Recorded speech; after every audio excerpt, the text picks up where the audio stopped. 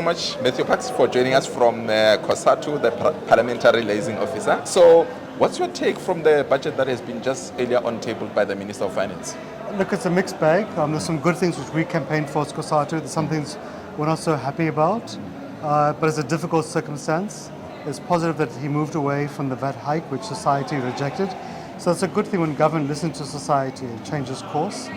There's some good allocations to rebuilding the state, additional allocations to schools to address the infrastructure backlog, hire additional 6,500 teachers. There's money to hire nurses and doctors, to refurbish our clinics or hospitals. There's positive allocations toward the police service, additional 4,000 police officers. There's a wage increase for public servants who are heavily indebted. There's some good allocations to infrastructure, about R1 trillion, especially to electricity, to freight and passenger rail, to ports, to roads, to water. That can create construction site jobs. It can help unlock the economy, make it easier for businesses to operate. There's about 40 billion rand for industrial financing. There's positive increases for social grant recipients, twice inflation, about 9.4%. Which is good. That's good. Increasing public employment programs to about 31 billion rand to help young people enter the labour market, get some skills and experience to find work afterwards. So there's quite a few good things on that front. There's additional allocations of about 7.5 billion rand for the South African Revenue Service, which we had pushed for. We thought it didn't make sense to go and increase taxes to people who pay taxes, but you leave about a third of society not paying taxes. You have an outstanding tax debt of about 800 billion rand.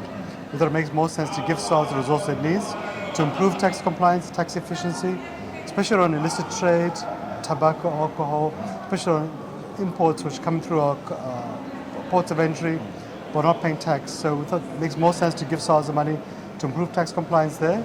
And hopefully if SARS does well, we don't need to have tax increases next year. Yeah. That can give relief to ordinary workers. Yeah, and that's exactly what he said. I mean, he's proposing that there's 20 billion additional revenue that needs to be raised through tax, probably tax measures and potentially tax increase. And provided that if SARS is able to collect more tax, it's able to collect more from the taxpayers, then there will be no need for further tax increases in the next financial. But then, speaking of the speaking of the SARS allocations and the issue of illicit flow when it comes to multinational companies, do you think SARS is allocated enough to actually deal with that? We don't think so. I think SARS asked for about 20 billion rand. We were hoping they could give them at least additional 6 billion rand this year. I think those are halfway compromised, about 7.5 billion rand over the next 3 years, but I think 4 billion rand for this year specifically. So it's much better because originally they were giving 500 million rand for this year and 500 for next year, which we felt that doesn't make sense. SARS Assurance got the capacity, but it needs the resources. They've improved tax compliance from 61 to 64% in the past 2 years.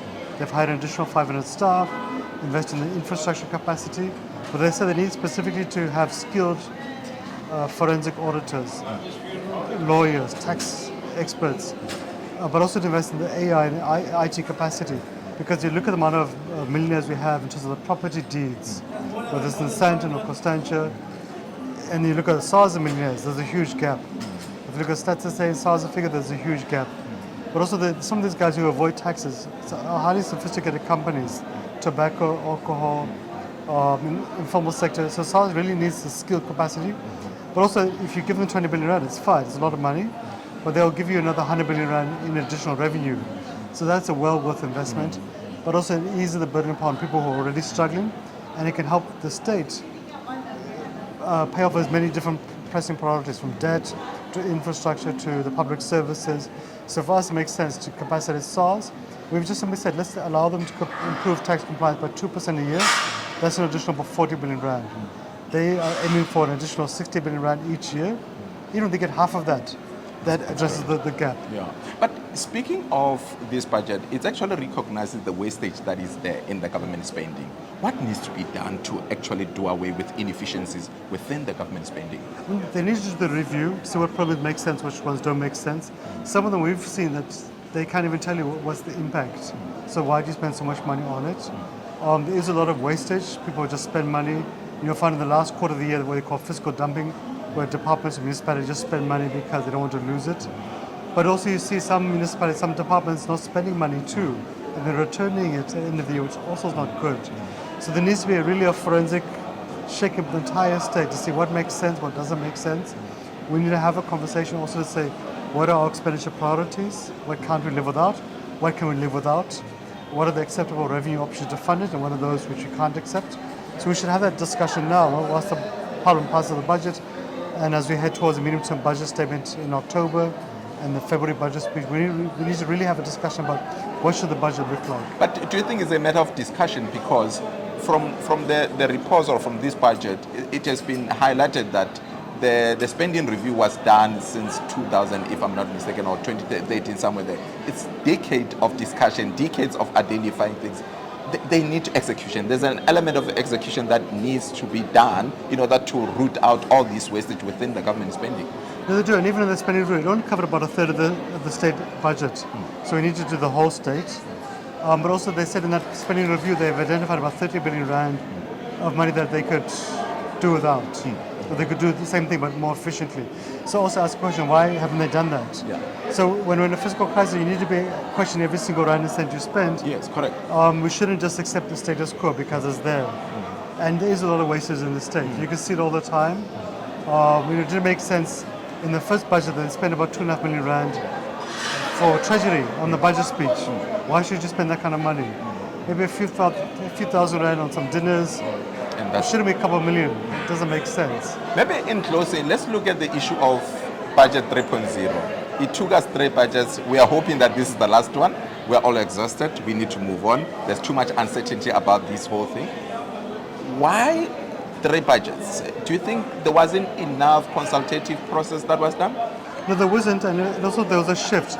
Treasuries used to, for these 31 years to just decide the budget and just simply announce it in Parliament, not even allow ministers to really debate it. So that's over. The ANC, I think, also had not really interrogated budgets over the years. And now the ANC doesn't have a majority, now it needs to be able to negotiate with other parties.